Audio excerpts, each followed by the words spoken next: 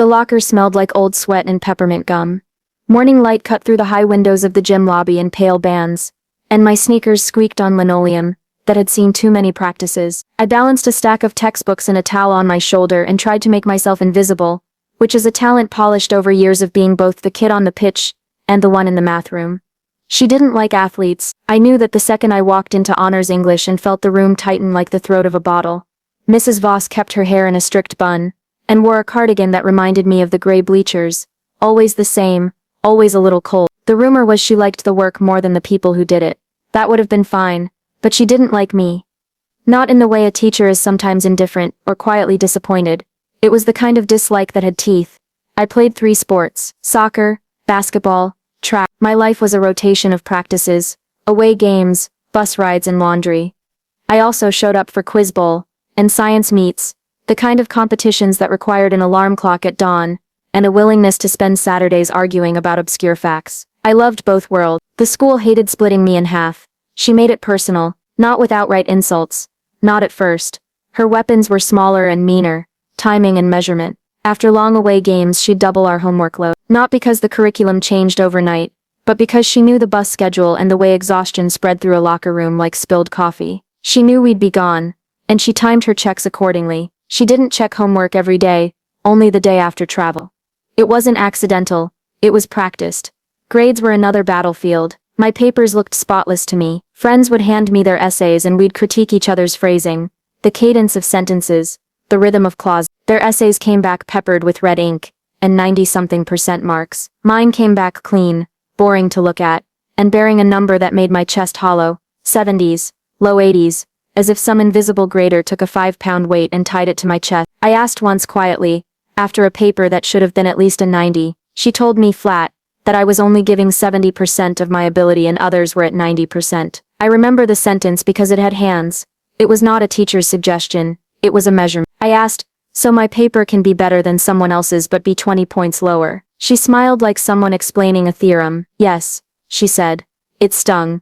I asked for clarity and she recommended me for the advanced writing class. A year early. The contradiction sat in me like a bruise, an endorsement with a slap. The final confirmation that her dislike was strategy came when she announced the extra credit assignment, a local college production of Antigone, a 2,500-word analysis, the ticket stub and program to be handed in the following Monday. It was an A-bait, a shimmering extra chance for anyone willing to drag themselves into a Saturday night theater. The play ran Friday through Sunday. The paper was due Monday. She knew the schedule and the logistics. She also knew who would go to those shows. The kids whose parents dragged them downtown, the ones with cars, the ones who didn't leave early for track meets on Monday mornings. I was going to miss that Monday, I had told her, calmly, methodically for an entire week. I'll have to be at the regional academic decathlon all day Monday, I told her 3 times. It's the last one to qualify for nationals, she said, 4 times between her office and the hallway, and in front of the class. Bring it to me first thing Tuesday. She said it like a promise. She wasn't a woman who made promises lightly on stage for class theatrics. She was the type who preferred the invisible ledger. I filed that instruction away like a receipt. Friday came with a bus twist. My mother, Carmen, picked me up after practice, drove me to the city, parked under a streetlight, waited through the show and drove me home again. She taught at the same school. She rearranged her plans without argument. We bought the ticket, watched the play and I drafted the paper in my head at the concession stand, because it is what I always did. The way some people listen to music at dead stops. I rehearse language. Saturday afternoon I sat under a lamp and typed until my fingers cramped. The file had the metadata to prove it, saved Saturday at 3:30 in the afternoon. Sunday night I read it over, sharpened the opener, closed it. Monday I ran to the competition, a day of stress and adrenaline, and lights that feel like a different light. We placed first in one category and second in another. I came home with a ribbon and a sense that logistics and merit had rewarded me in the same breath. Tuesday morning, before the team's 6 a.m. basketball lift, I ran to her classroom with the paper folded like an offering. The hallway smelled of floor wax and gym socks, the lights still dim. I remember the way the door hinge sighed as I pushed it open. I remember the clack of the clock's second hand as if it were a judge. She took my paper and said, "It's late." She refused to accept it. I told her she had told me to bring it Tuesday. She smiled, but the smile had knots. "I didn't say that," she said. She told me that another student had turned it in, and that they lived across the street and could have run it over. That student's life was smaller than mine on a map. He could stroll. I lived 20 minutes away and did not drive. She told me my mother could have brought it in. Carmen had been at school, But she had duties. She had students and CCD classes, and a life that wasn't mine to command. I showed her the document metadata on my laptop. I saved it Saturday, I said. The cabal of evidence should have been enough, but she waved it away like a moth. She had reasons why none of it mattered. I felt my mother in the doorway of my memory, furious on my behalf, the kind of furious that shows up red-faced and practical. She was the one who had to rush me from practice, get me home, make sure I didn't fall asleep in a towel. She had to drive the rush. She had been inconvenienced and she was angry, and her anger is a warm, careful thing that focuses on fixing. She pulled my mother out of proctoring that morning. Carmen had been supervising an exam for a different class, and Miss Voss marched into the room and said, with a voice too small for the stride, "Come with me." That's how the department's politics worked sometimes.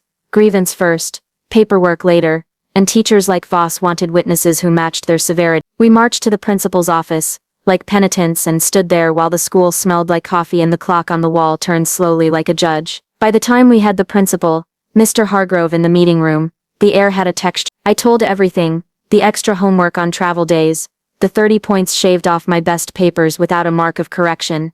The old essay dropped 10 points in August.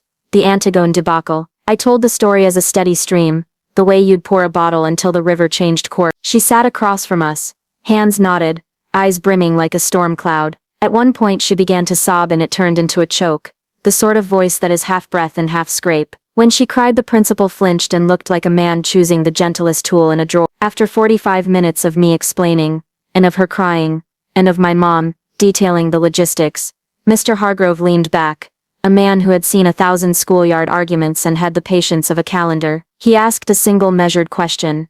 How much was the bonus question worth? 5 points, she said. Then don't give him the 5 points, he said. His pronouncement was a coin flipping on the final rung of a staircase. He slid the decision like it was a small, tidy thing. The bonus was stripped from my paper. I left the office holding the weight of a 98 instead of a 103, a small, absurd pendulum of justice. Out of the 110 students in the class, I was the only one who left at the precisely orchestrated hour. I didn't plan it, but now, in hindsight, it looked deliberate. I sat in the breezeway with the exam folded under my arm and watched the sun smear gold across the bricks. Coach Rios, a man with hands like a coach and a face that smiled when you surprised him, found me there and made a half joke about being in the principal's office. I told him everything. He leaned forward, the way a man leans in, so that gravity helps a conversation. You did the right thing, he said.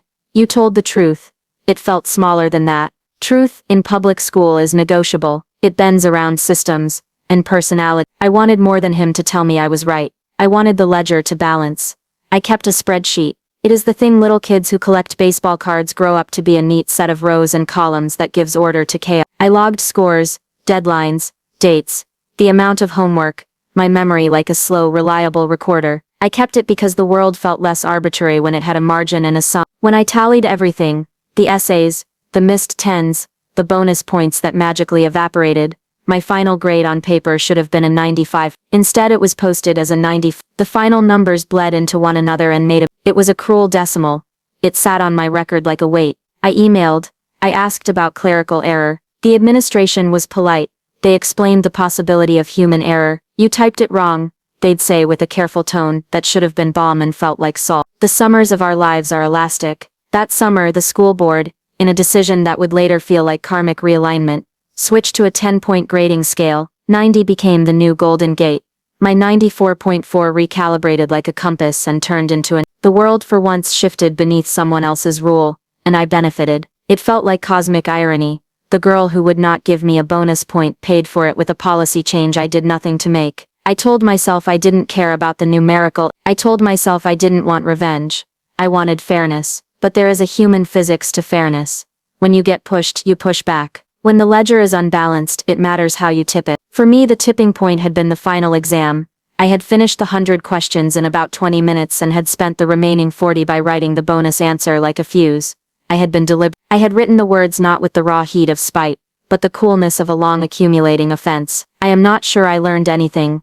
I had typed. Your classes never showed me how to improve. My favorite part was that it finally ended. I put in the logistical grievances, the Antigone ticket, the refused Tuesday turn-in, the unmarked but lowered essays, the arithmetic of favoritism. I called it what it was, the worst class I ever had, and the school being worse for her present. It felt like a confession and a report, and a goodbye, all stitched together with a ribbon of honesty. When she found me in the breezeway later, she had tears in her eyes and the kind of fury that sounds like a small animal. "Meet me in the principal's office," she said. Her voice was dry, as if it had been cauterized. I went. I told the whole story again, to a man who had the clinical patience of someone who has to balance teachers and parents and budget. He dismissed the 5 points like a trifle and stripped them away as if they were coins from under a child's pillow. He did not see the small accumulated inconsistencies that had led to this moment. I thought that would be the end. I thought it would be a footnote. Teachers cry, students complain, and the world moves on. But small things have legs when you give them weight. 2 years later, there was a dossier. It was not mine alone, but it had the angle of my patients and the geometry of my spreadsheet. Other students had been keeping notes too. They had kept them like vigilantes keep a ledger, carefully, not for immediate revenge, but for the integrity of future classes. They had documented double homework after travel, penalties for excused absences, a pattern of comments that were punitive rather than instructional, and one kid had even recorded a conversation where she admitted that athlete schedules were an acceptable inconvenience. The dossier found its way to the department chair because, as it turns out, teachers talk in the hallways. Other parents had complained. It snowballed. The administration could no longer say it was a single student's complaint, or a misunderstood comment. It was a pattern. I had not planned any of that. I had not filed formal complaints, or plotted to deliver the killing blow. I had simply written a painful honest thing on a Friday, had the courage to walk out, and had the audacity to keep a spreadsheet where the numbers could be tallied. The dossier found friends who were louder than I was. The thing that surprised me, the twist that didn't feel like a reveal and yet was a reveal, was how little theatrics it took for a system to correct itself once enough people spoke. It was more mundane than dramatic. It was a pile of papers on an administrator's desk, signatures, transcripted emails, and a courage that became contagious. The hearing was procedural and clinical. Teachers defended themselves with curriculum standards, and some parents defended the teacher's dedication. But committees have gravity. They collect facts like a net. Mrs. Voss was put on probation. Her assignments had to be signed off each week by the department chair. She had to accept assignments via email, because the school refused to allow in-person gatekeeping of grades. She learned, late, and publicly, that operational transparency is a slow, grinding truth. I watched the change happen not with a pyrrhic sense of triumph, but with the clarity of someone who had finally been recognized. It felt hollow and full at the same time. There is a strange taste to victory when it arrives, months later, and you didn't write the script. I didn't dance in the halls, or write her name on bathroom walls. I kept my head down and let the paperwork do the work. I often replay the final exam in my head. The 100 questions were a race. The clock was a metronome. I finished fast, not because I wanted to gloat, but because certain things have a rhythm you recognize immediately. The bonus question was the last beat. A small box at the end, that invited sentimentality. What was your favorite part of the class? What did you learn? It was the kind of school question that wants you to say you liked group discussions and learned to write better. I could have written something safe. I could have said I enjoyed the class or that I appreciated the challenge of college-level prompts. But the thing about truth is that sometimes it gets louder the quieter you become. I wrote the logistics, the inequities, the Antigone paper thrown away like a receipt. I wrote about the smell of scented candles at proms, and the way fairness seems to prefer certain zip codes. When she stomped into the principal's office with my mother and her palms wet and red, something in me felt like a rock in a river bending the water. I told the whole story until the principal's eyes slid up to the clock. He asked about 5 points and in a decision perfectly engineered for bureaucracy, he simply removed them. He didn't lecture me about respect or insubordination. He treated the bonus like an administrative ledger item. I got a 98. The class average for argument's sake was much lower. The next highest after me was an 81. It felt petty and large all at once, like a magnified injustice wrapped in small administrative decisions. But the true fight wasn't that day. It was the weeks that came after.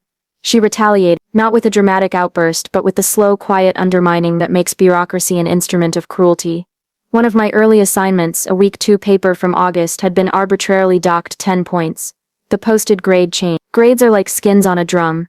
You can strike them and they echo. I had done the math on my spreadsheet. 95.2 should have been my final. 94.4 was the number she posted. It was small, a decimal margin, but that is how people are sometimes judged, by fractions. I tried to prove. I presented the spreadsheet. I had every assignment, every partial grade, everything. The administration was sympathetic but slow. One can say it looks like a clerical error, and then tuck it into a folder and let it sit. You may have typed it wrong, they said. It was an imputation that cut in two directions, assuming my error while also preserving the teacher's record. There was no smoking gun, at least not one I could produce without breaking rules or breaching privacy. Yet the world has a grammar. If you keep a ledger and the ledger is honest, it becomes a pattern. Others added to the ledge: students who had been publicly scolded, students who had missed school for music competitions, parents who had been told their child wasn't living up to potential in a way that felt like a moral failing rather than a critique.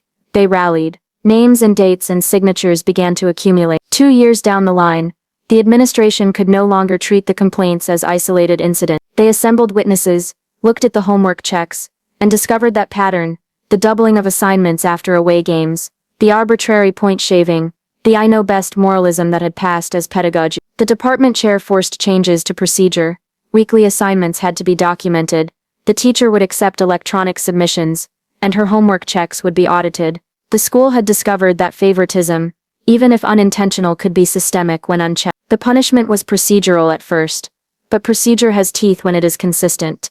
An investigation found inconsistencies beyond the homework schedule. There were idiosyncratic penalties on excused absences, and an egregious lack of corrective feedback on essay. Teachers are supposed to correct so that students improve. My pages lay blank with numbers. Other students showed corrections and upward trajectories. It looked from an outside perspective, like someone using grading as a tool of private correction, rather than public instructions. She was eventually let go. The firing wasn't a dramatic, headlined scandal. It was a thin memo and the administrative letter that reads like winter. Men and women in offices sighed, and the decision was made. I did not. The world had a quieter justice now. Policies changed, procedures added, and a teacher who had been an antagonist removed from a position of influence. It wasn't about me. It was about the kids who followed, and those who would be taught with more I think often about what I expected. Revenge in its cinematic form, a neat montage of poetic justice. Instead, the form it took was bureaucratic and slow. Signatures, department meetings, policy revision. It was the kind of vengeance that smelled of coffee and toner. The type that happens when enough boxes are checked. The twist, if anyone calls it that, was that my small act of honesty inside a tiny box on an exam set a series of dominoes. My answer was not a manifesto. It was a personal reckoning. I walked out of class at the hour and thought nothing of it. But the word I chose to use, worst, was picked up by other kids who had been saving their own words in drawer. There was no single cinematic reveal, no crowd with pitchforks. There was instead a steady bureaucratic correction that took a few years to reveal itself. I didn't get to watch her packing a box or walking away. I got a memo. I got policy change. I got the sense that the school finally had an appetite for fairness that didn't taste like excuses. It was not satisfying in a movie way, but it had a clarity that was rare. When she left, some kids texted me a private thank you and others did. Some teachers in the faculty room looked embarrassed and others looked vindicated. The school smelled, briefly, like a place where rules mattered. Years later, I sat in a coffee shop with a friend who was teaching at a different high school, a woman who had a thrift store cardigan and a laugh that felt like wind. She had heard the story in versions, and wanted detail. I told it like a map. Here the extra credit, there the refused turn-in. The wings of a principal's decision. She leaned back and said, "You should have kept everything." I shrugged.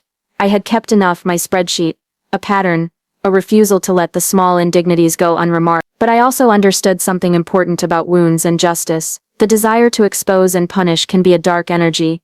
It can eat the person who carries it. My satisfaction came not from her being fired, but from the knowledge that the next kid sitting in that chair would be judged by rubrics and not whim. That mattered more than the rote thrill of seeing someone removed. Still, I couldn't help playing the scenario in my head where I had recorded her promise to accept the paper on Tuesday, where I had captured the sob in the principal's office on film, where I had stood up on the stage and declared a thesis that would make the faculty room buzz. But that's not who I was. I am the kind of person who likes the sound of a sealed spreadsheet, and the measured click of a mouse saving a file. There was a day when I walked past the old English room, and the door was painted a new color. The plaque on the wall included a different teacher's name. It felt like a small private exorcism. I thought of the kids who had been punished with double homework after football games, and I thought of those who had missed decathlons and were told you chose sport. I thought of my mother, who had sent me to the city for Antigone, and then sat in a room full of teachers, and argued for logic. She had given me a kind of courage that is domestic and steadfast. A week after the house of cards began to topple, some kids from my old graduating class messaged me. They had been angry and scared in school. they confessed, and they had mulled over speaking up. Their messages were raw. Some apologized for not supporting me openly because they feared retribution. Others thanked me for the small thing I had done that helped make the dossier credible. "You weren't the only one writing things down," one said. "But you gave the story a place to start." I kept my spreadsheet. It is a file I open sometimes, and scroll through like a person rereading an old letter. Some entries are mundane.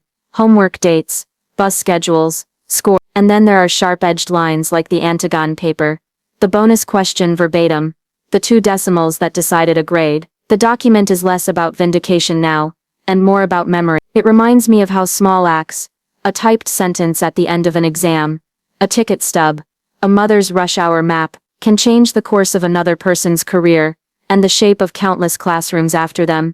I sometimes wonder what I'd do if I sat with Mrs. Voss now. Would I tell her I had nothing personal against her? Would I say I forgave her?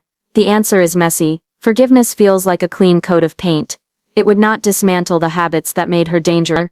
So instead I hold a quieter thing, an honest memory, and an insistence to teach better than she did. The revenge, such as it was not spectacle, it was correction, and that is strangely more terrifying because it's permanent, in a way that applause never. When a school changes policy because a group of students speaks up, the change ripples down through textbooks and rubrics and into the daily lives of kids who never knew the fight. It's not flashy, it's necessary. Epilogue.